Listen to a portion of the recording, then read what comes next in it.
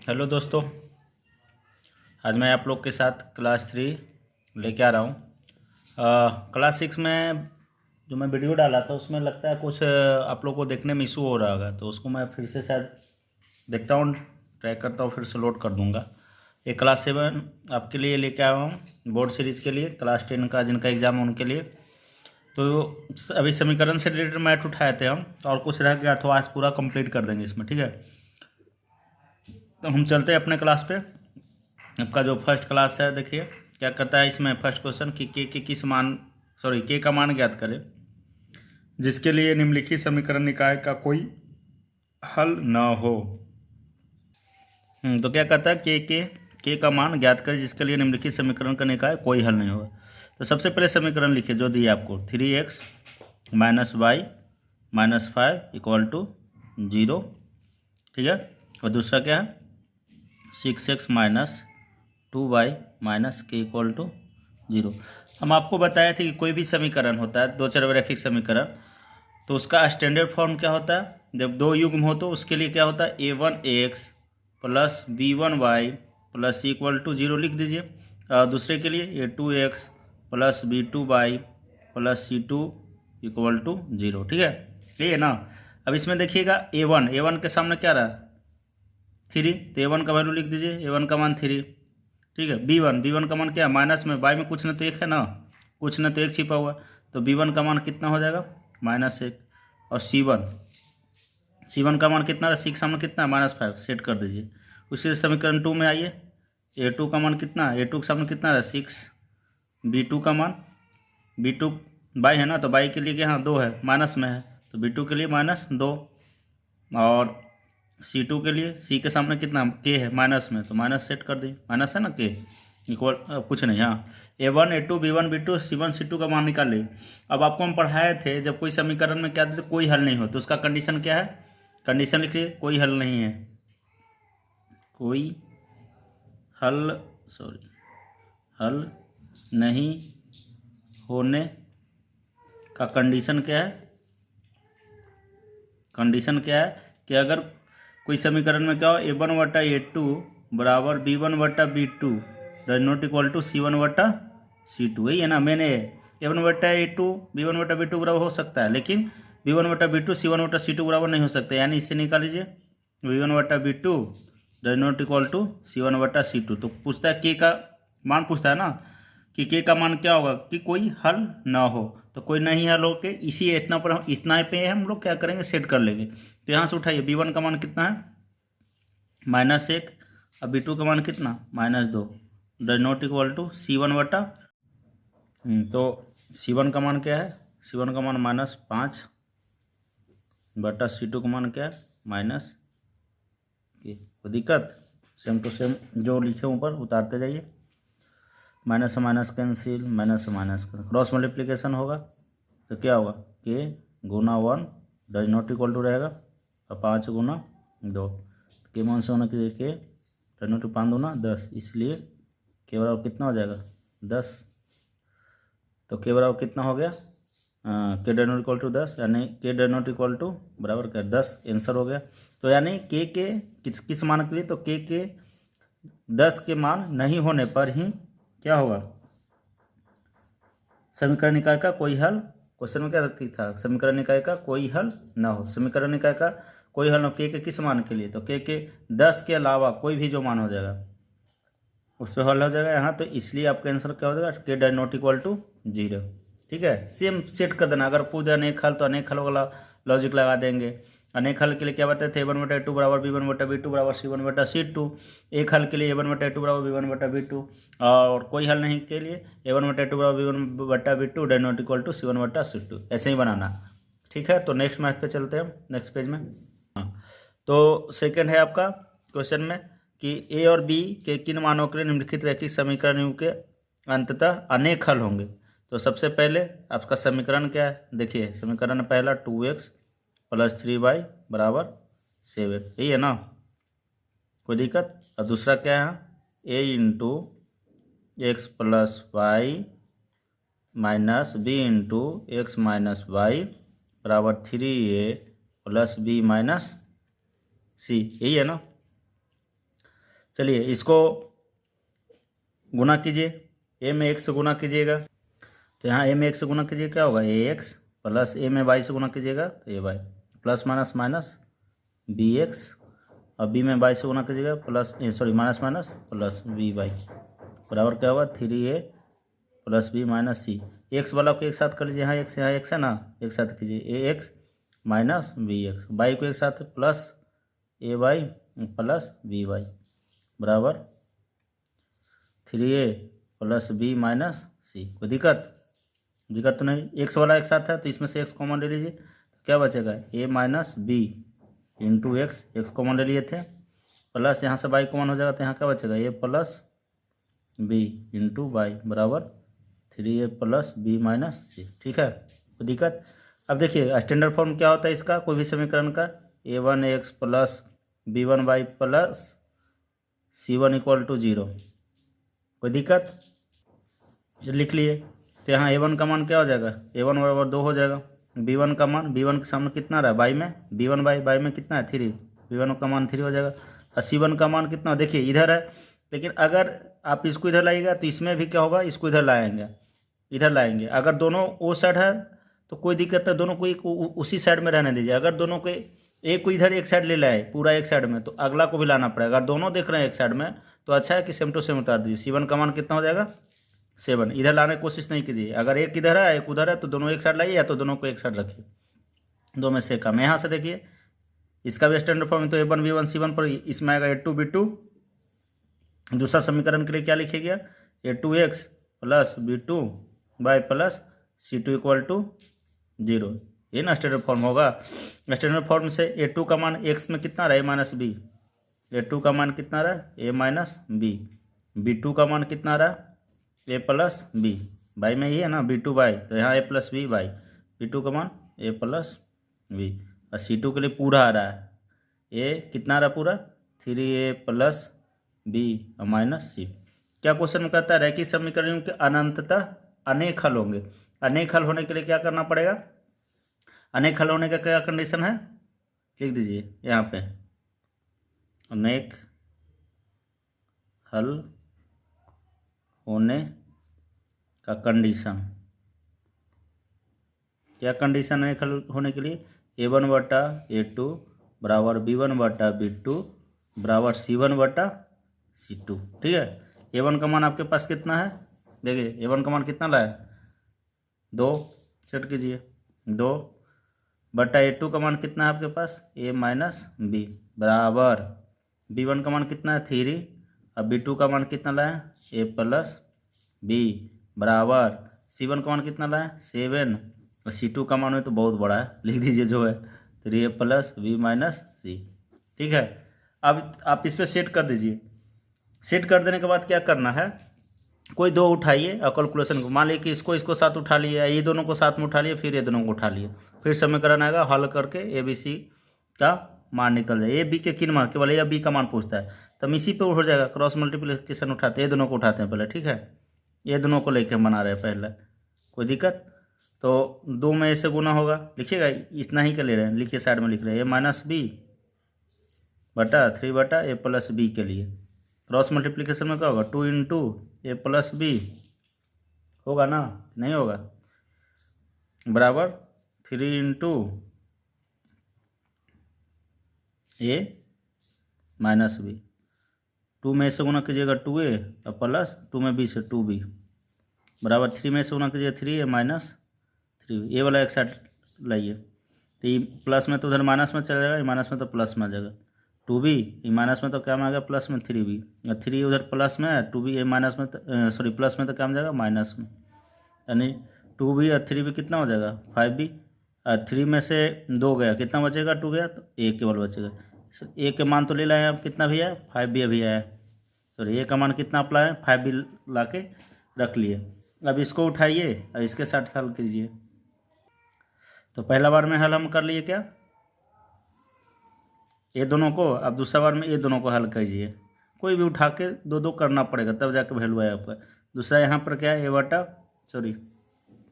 3 बटा ए plus B equal to 7 बटा 3a plus b minus सी।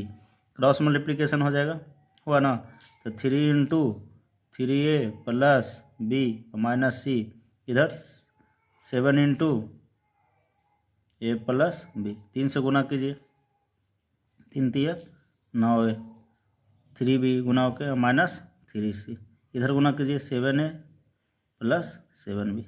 कोई दिक्कत? ए वाला एक इधर लाइए, तो 9a और माइनस 7a और प्लस 3b और 7b प्लस में है तो क्या में आ जाएगा? माइनस में। ठीक है, और सी को उधर ले जाइए अभी फिलहाल, फिर ला भी सकते, जरूरत पड़ेगा।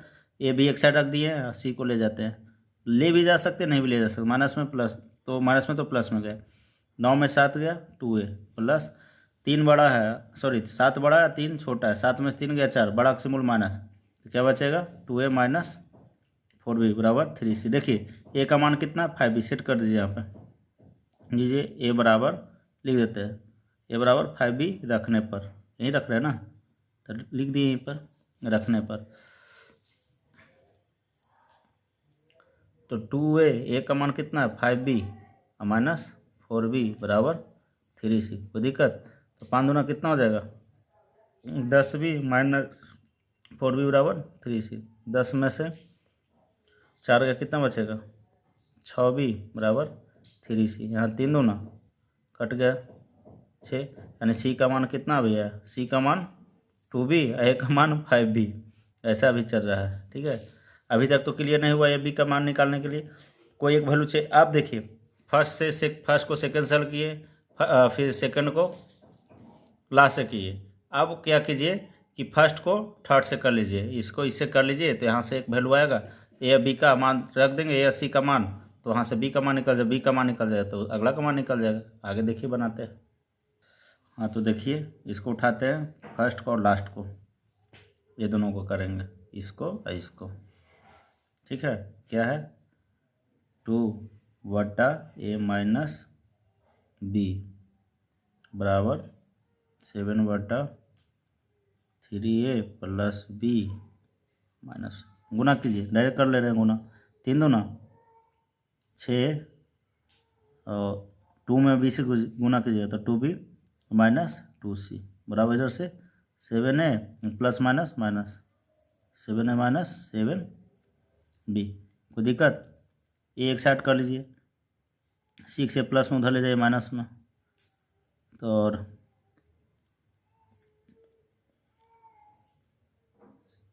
6a ई प्लस में तो इधर ही ले लाइए, क्या दिक्कत है? माइनस में आ जाएगा, प्लस 2b ई माइनस में तो क्या आ जाएगा? प्लस में, और बराबर माइनस 2c है तो उसको उधर लेके जाते हैं, प्लस आ जाएगा 2c। 6 में 7 गया माइनस ए प्लस 7 2 9b बराबर कितना बचा? 2c। कोई दिक्कत? अब देखिए यहाँ आपको पता है ए का मान क्या आया? 5b, सेट कर दें, और सी का मान 2b, डायरेक्ट लिखते ए और सी का मान रखने पर, ए तथा सी का, स्पेस का मैं थोड़ा देखिएगा रखने पर, कहाँ पे लिखे? स्पेस कहाँ बच रहा है साहब? इधर देखिए सेट कर दें, इधर साइड में है थोड़ा सा स्पेस, इसमें माइनस ए का मान कितना? 5b, तो यहाँ पर क्या है आपका? माइनस ए है, तो माइनस ए बराबर क्या लिख सकते हैं? माइनस आ जाएगा ना, 5a का मान 5b था तो माइनस लगा तो माइनस हो गया, और प्लस क्या है? 9b, तो 9b को रहने देते हैं, माइनस 5b प्लस 9b, अब बराबर क्या है? 2c, तो बराबर रहने दे रहे हैं 2, और सी का मान कितना लाए हैं? 2b, सी का मान क्या लाएँ? 2b, तो सेट करते हैं सी का मान 2b, 2 गुना 2b। कोई दिक्कत? देखिए माइनस 5b प्लस 9b और 2 दूना 4b, सभी भी में आ रहा है। तो कितना हो जाएगा? 9 में से 5 जगह माइनस 4b और बराबर, सॉरी प्लस का सिंबल बड़ा है, 4b बराबर 4b, 4 से 4 बी बराबर बी कैसे है? कुछ तो गड़बड़ है, कहीं लगता है हम कहीं कुछ डाटा गलत लिए क्या। देखिए समीकरण क्या? 2x प्लस 3y बराबर 7, a into x plus y minus b into x minus y, 3a plus b minus c, 3a plus 3a plus b minus 2 है, हम क्या ले लिए? 3a प्लस बी माइनस सी, जहाँ सी है वहाँ 2 कर दीजिए। कुछ नहीं करना, 2 सी अलग है हर जगह पर, 2 ले लिए। ठीक है, यहाँ भी और तो कहीं नहीं, यहाँ पे भी C2 का मान में 2 आएगा, यहाँ भी क्या होगा 2 आएगा, मतलब फालतू का कैलकुलेशन बढ़ा लिए। फिर क्या है 2 है, 3 से गुना कीजिएगा, 3 दूना 6, 3 दूना 6, जो 6 इधर लाया है 6C, तो यहाँ मान रख दिए थे ना, 3 दूना, हाँ तो माइनस है, माइनस तो प्लस में। ठीक है, 2A माइनस 4B बराबर 6, एक बराबर 5 भी रखें, ये बराबर 5 10 भी माइनस 4B, यहाँ भी कितना हो जाएगा 6, यहाँ भी 6, आपका यहीं पे आंसर आ रहा था, यानी 10B में से 4B जाएगा, 6B बराबर 6। ठीक है, तब देखिए 6B बराबर 6, 6 से 6 कैंसिल हो, इसलिए B का मान कितना आ रहा था, B का जब मान 1 आ गया तब तो ही आपका मान आ जाता है। ये सब बाकी कैलकुलेशन काट देते हैं, ज़बरदस्ती का इतना बढ़ गया मेरा कैलकुलेशन।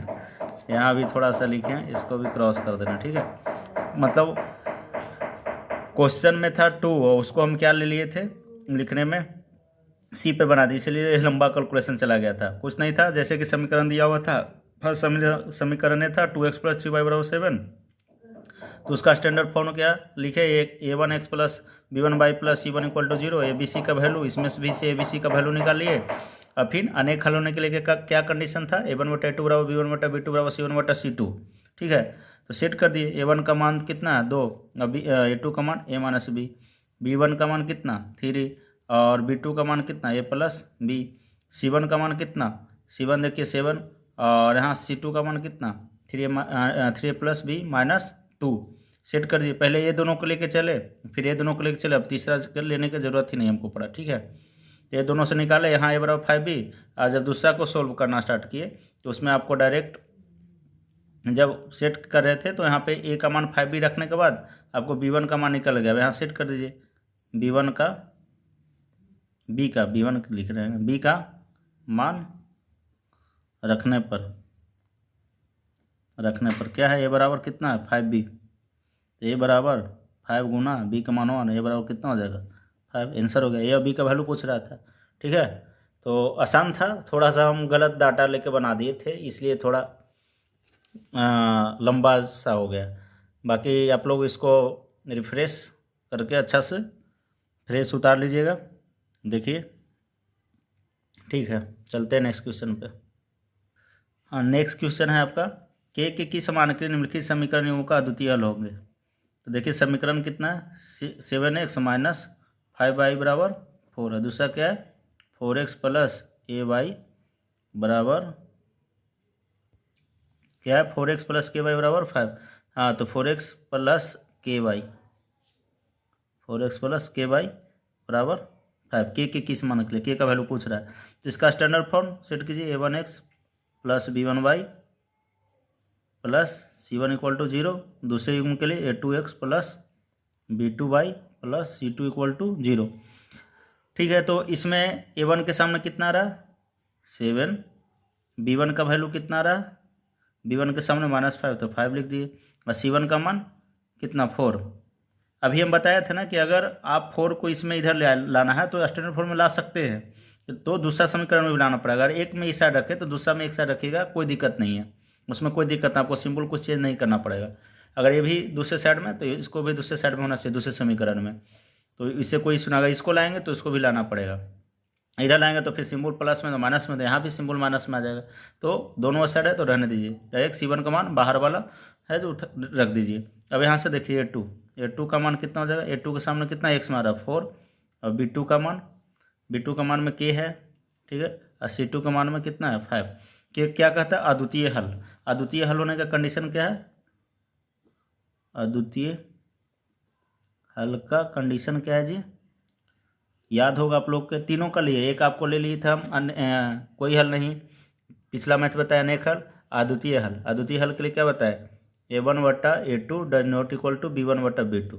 अद्वितीय मतलब क्या होता है, एक के मतलब दूसरा कोई नहीं, वैसे मतलब एक हल, जिसका कितना हल हो, एक हल, अद्वितीय, उसके समान दूसरा नहीं, मतलब एक हल हो केवल। इस पर सेट कीजिए, a1 का मान कितना आपका 7, अब A2 का मान कितना 4, डज नॉट इक्वल टू रहने दीजिए इसे। B1 का मान कितना -5 और B2 का मान क्या K, क्रॉस मल्टीप्लिकेशन होगा 7 गुना K, इधर से 4 गुना -5, बीच में क्या डज नॉट, तो डज नॉट लगा दीजिए इक्वल टू 7 में K में गुना कीजिए 7 के, डज नॉट इक्वल टू 5 को 20 माइनस में ना, तो K 7 क्या में गुना में, तो क्या में जाएगा भागा में, तो K does not equal to कितना हो जाएगा -20/7, इसलिए क्या लिखिएगा K does not equal to -20/7 पे अद्वितीय हल होगा। यही आपका क्या हो गया आंसर। जैसा कंडीशन देता सेम सेट कीजिए और उस पर वैल्यू निकाल लीजिए, कोई दिक्कत। चलते नेक्स्ट क्वेश्चन पे।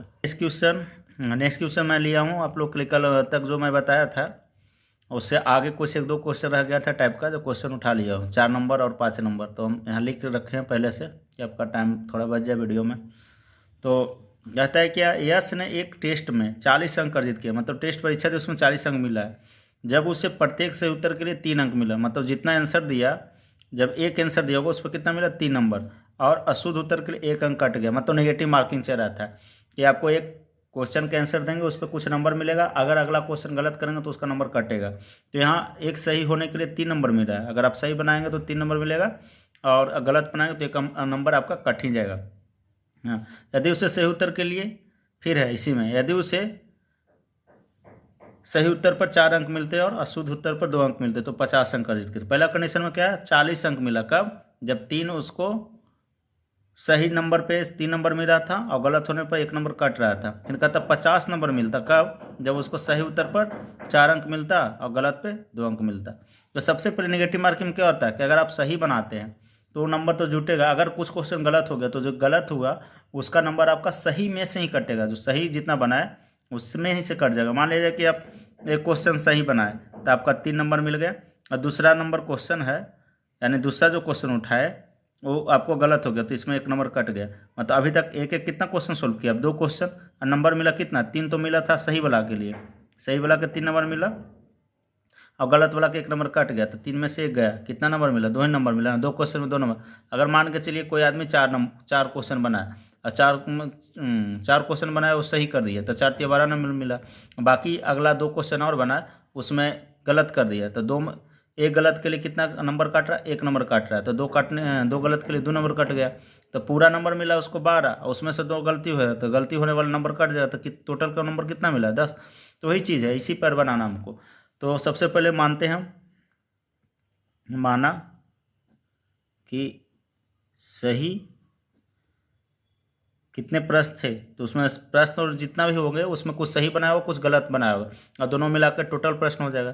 माना कि सही प्रश्नों की संख्या कितना, माना कि उस सही जितना प्रश्न बनाया था वो सही प्रश्न की संख्या कितना 1 तथा गलत प्रश्न जो गलत किया, गलत प्रश्न की संख्या मान लीजिए 22। अब देखो प्रश्न से चलिए, प्रश्नानुसार क्या कहता है कि एक क्वेश्चन पर 3 नंबर मिलता है, अगर सही बनाता है एक क्वेश्चन तो 3 नंबर मिलता है, तो एक क्वेश्चन जब सही करता है तो एक क्वेश्चन के लिए उसको कितना नंबर मिलता है 3 नंबर। और क्या कहता है कि 1 नंबर कट जाता है, क्या होता है 1 नंबर कट जाता है, ठीक है। तो मान लीजिए कि 22 क्वेश्चन गलत किया तो 22 क्वेश्चन के लिए कितना 1 से गुना कीजिए, अगर 2 नंबर कटता तो 2 से गुना होता। तो सही के लिए जितना नंबर मिला उसी में से ना गलत किया तो कट जाएगा, क्योंकि नेगेटिव मार्क में हुए तो आप सही क्वेश्चन किए और कुछ क्वेश्चन गलत कर दिए तो आपका सही में से ही गलत जो नेगेटिव किया कटेगा, इसमें से क्या कर दिया कट जाएगा। तो जाके उसको टोटल ओवरऑल कितना नंबर मिल गया 40 नंबर मिल गया। मान लीजिए x गुना 3 3x माइनस 4 में 22 में 1 से गुना कीजिएगा तो 22 बराबर 40 इक्वेशन फर्स्ट। फिर क्या कहता 50 अंक मिलते, कब, जब सही उत्तर पर 4 अंक मिलता और गलत पर 2 अंक कटते। अब देखिए पुनः फिर प्रश्न से चलेगा वही, पुनः क्या कहता है कि सही उत्तर के लिए कितना मिला 4 अंक मिलता है। तो सही मान लीजिए कि प्रश्न के अभी माने थे कितना एक प्रश्न था सही, उस पर कितना नंबर मिला उसको 4, और गलत कितना हो गया, मान लीजिए कि 22 प्रश्न गलत हो गया उस पर कितना अंक कटा उसका 2 अंक। तो एक प्रश्न पे 2 अंक कट रहा है, तो बाई प्रश्न में 2 अंक कटेगा। तो जितना सही होगा उसमें से गलत वाला को क्या करेंगे, घटाएंगे, क्योंकि आपका ओवरऑल मार्क जितना सही किए उसी में से आप जो गलत करेंगे उसी में से आपका नंबर कटता है, यही रूल होता है। तो टोटल कितना है 50। 4 में 1 से गुना कीजिए, 4x माइनस 2 में 22, 2y बराबर कितना 50। 2 कॉमन हो सकते हैं, यहाँ से 2 कॉमन लीजिए, 2x और 2 कहीं 2 निकल गया तो केवल y बचेगा बराबर 50। 2 से 2 कट गया, 2 से 50 कट गया, 25 मरतबे, तो क्या बचा 2x माइनस वाई बराबर कितना 25 दूना 50 है ना। Equation second. देखिए समीकरण फर्स्ट क्या, 3x माइनस वाई बराबर 40 या 2x माइनस वाई बराबर 25। देखिए बाई सेम है ना, यहाँ प्लस दोनों माइनस में है, अगर घटाते तो एक का सिंबल चेंज होगा, बाई कट जाएगा। विलोपन विधि बताया था ना, उससे बनाइए। लिखिए समीकरण।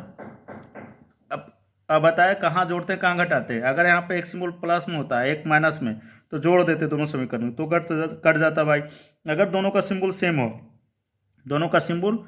हो, यहाँ देखिए माइनस बाई, यहाँ भी माइनस और सेम है, तो यहाँ पे क्या करेंगे, घटाएंगे। घटाने पर क्या हो जाएगा, सिंबल चेंज होकर प्लस माइनस हो कैंसिल हो जाएगा। समीकरण फर्स्ट माइनस क्या लिख रहे हैं, समीकरण सेकंड। समीकरण फर्स्ट क्या है 3x माइनस बाई बराबर 40 और समीकरण सेकंड क्या है 2x माइनस बाई बराबर 25। यही है ना। घटा रहे, घटाने में सिंबल क्या होता है चेंज, प्लस का माइनस, माइनस का प्लस, प्लस का माइनस, माइनस में ही प्लस में, माइनस प्लस कैंसिल, 3 है प्लस में 2 माइनस, 3 में से 2 गया 1, तो 1 में x केवल लिख सकते हैं, और 40 में 25 गया कितना बचा 15, माइनस में आ गया ना। x का मान कितना आ गया 15, इसलिए लिख सकते हैं x बराबर 15। और समीकरण फर्स्ट या सेकंड में किसी में वैल्यू रख दीजिए। समीकरण फर्स्ट में किसका मान रखिएगा, x का वैल्यू लाया ना, x का मान रखने पर समीकरण फर्स्ट क्या है आपका 3x माइनस बाई बराबर 40। x का मान कितना लाया है 15, 3 गुना 15 माइनस बाई बराबर 40, 15 तिया 45 माइनस बाई बराबर 40। 45 इधर है, 40 प्लस में तो इधर ले लाइए माइनस में, बाई माइनस में तो क्या में चलेगा प्लस में। 45 में से 40 गया कितना बचा 5, तो बाई बराबर कितना हो गया 5 आ गया। ठीक है ना। तो लिखिए सही प्रश्नों का क्या माने थे, सही प्रश्नों की संख्या बराबर x माने थे, x का मान कितना आ गया 15, और गलत प्रश्नों की संख्या कितना माने थे बाई बराबर कितना है 5। क्वेश्चन में आपसे क्या पूछ रहा था, टेस्ट में कितने प्रश्न थे, तो कुल प्रश्न कितना हो जाएगा, सही प्लस गलत, सही प्रश्न की संख्या और गलत प्रश्न की संख्या जो आपने दी है टोटल जोड़ दीजिए। कुल प्रश्नों की संख्या क्या हो जाएगा 15 सही वाला और 5 गलत वाला, टोटल आप 20 प्रश्न बनाया, जिसमें आपका कितना नंबर आया, एक बार फर्स्ट कंडीशन में आपको 40 नंबर आया, दूसरा कंडीशन में आपका कितना आया 50 नंबर आया। चलते हैं हम नेक्स्ट क्वेश्चन। आपका नेक्स्ट क्वेश्चन है, एक नगर में टैक्सी के भाड़े में एक नियत भाड़ा है, मतलब एक भाड़ा फिक्स है कि मतलब 5 किलोमीटर जाइए, इतना किलोमीटर जाइए तो आपको इतना रुपया देना फिक्स है। फिर अतिरिक्त चली गई दूरी पर भाड़ा सम्मिलित किया जाता है। कहने का मतलब का आप 10 होता है ना कि आप 10 किलोमीटर जाइए तो आपसे 10 रुपये लेंगे, उसके बाद जितना आगे जाइए हर किलोमीटर पर 2-2 रुपये बढ़ा दें, ऐसा बोल सकता है कोई। या 100 किलोमीटर के लिए आपसे हम 500 रुपये लेंगे, लेकिन 100 किलोमीटर के बाद अगर आप आगे गए तो आपसे हम इतना लेंगे, तो ऐसा कंडीशन है। तो कहता है एक फिक्स दूरी है, फिक्स डिस्टेंस है, जिसके लिए एक फिक्स चार्ज लेंगे, लेकिन उसके बाद अगर आप थोड़ा एक्स्ट्रा चलेंगे तो आपसे हम एक्स्ट्रा चार्ज लेंगे। इसी कंडीशन पे मैथ है। तो क्या कहता है इसमें कि 10 किलोमीटर की दूरी के लिए भाड़ा कितना 105 रुपये, मतलब कुछ नियत गया और 10 किलोमीटर एक्स्ट्रा गया, समझ रहे हैं ना। कहने का मतलब ये है कि 10 किलोमीटर के लिए भाड़ा कितना दिया 105 है, मतलब कुछ दूरी गया होगा नियत वाला, उसके बाद 10 किलोमीटर गया, उसके बाद कितना दिया 105 रुपये। फिर कहता था 15 किलोमीटर के लिए भाड़ा 155 है, मतलब कुछ दूर क्या गया होगा, फिक्स गया होगा, फिक्स डिस्टेंस, उसके बाद वो क्या गया एक्स्ट्रा 15 किलोमीटर गया, तो कितना रुपया पे करता है 155 रुपये। तो कहता है नियत भाड़ा तथा प्रति किलोमीटर भाड़ा क्या है, नियत भाड़ा क्या है और प्रति किलोमीटर भाड़ा क्या है। क्वेश्चन आपसे ही पूछता है। फिर कहता है यह एक व्यक्ति यदि होगा, यदि एक व्यक्ति को 25 किलोमीटर यात्रा करने के लिए कितना भाड़ा देना होगा। कोई व्यक्ति अगर 25 किलोमीटर यात्रा करना चाहता है तो टोटल भाड़ा कितना देना पड़ेगा। तो इसमें समझिए 3 प्रश्न है। पहला तो नियत भाड़ा क्या है, फिर प्रति किलोमीटर भाड़ा क्या है, अगर वो 25 किलोमीटर जाता है तो कितना भाड़ा देता है। जैसे 10 किलोमीटर पर कितना दिया 105 रुपया, 15 किलोमीटर पर कितना देता है 155 रुपया। ठीक है, तो देखिए कैसे बनाएंगे, लिखते हैं। पहले लिखिए माना कि नियत भाड़ा, दिक्कत, माना कि नियत भाड़ा कितना दे रहा है 100 रुपया, 100 रुपया है, तथा प्रति किलोमीटर क्या, प्रति किलोमीटर का अतिरिक्त भाड़ा, अतिरिक्त भाड़ा 22 रुपया है। मतलब x किलोमीटर के लिए, मतलब कि प्रति किलोमीटर के लिए नियत भाड़ा कितना है 22 रुपया है, और नियत भाड़ा कितना x है। तो प्रश्न से चलिए, प्रश्न से क्या कहता है, कोई 10 किलोमीटर जाता है 105 रुपया देता है, तो पहले तो x किलोमीटर नियत गया होगा, कुछ किलोमीटर क्या गया होगा नियत गया होगा, तो उसके लिए भाड़ा क्या दिया, नियत के लिए x दिया, और प्लस कितना किलोमीटर जाता है जी 10 किलोमीटर जाता है, कितना, पहला कंडीशन में 10 किलोमीटर, तो 1 किलोमीटर अतिरिक्त के बाई, तो 10 किलोमीटर कितना देगा 10 बाई, टोटल मिला कितना दे दिया 105 रुपये। Equation first. फिर क्या कहता है कि 15 किलोमीटर के लिए कितना देता है 155 रुपये देता है, तो पहले तो नियत चलेगा, उसका भाड़ा 1 से दे देगा, जितना किलोमीटर चले उसका भाड़ा 100 रुपया देगा, और 15 किलोमीटर एक्स्ट्रा चला तो 1 किलोमीटर कितना रुपया होता है, कितना माने हम बाई, तो 15 बाई हो जाएगा, बराबर कितना दे दिया 155। Equation second. फिर देखिए यहाँ पे एक से एक समान है, दोनों का सिंबल प्लस है, तो यहाँ क्या करेंगे, समीकरण फर्स्ट में से सेकंड को घटा देंगे, विलोपन विधि से, समीकरण फर्स्ट माइनस सेकंड से, समीकरण फर्स्ट क्या है x प्लस 10y बराबर 105, दूसरा क्या है x प्लस 15y बराबर 155।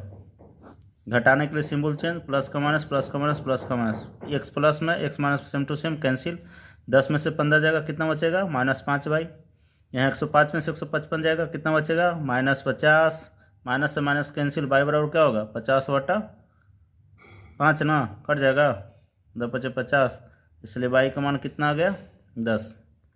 किसी भी समीकरण में रख दीजिएगा, समीकरण फर्स्ट में y का मान रखने पर, समीकरण फर्स्ट क्या है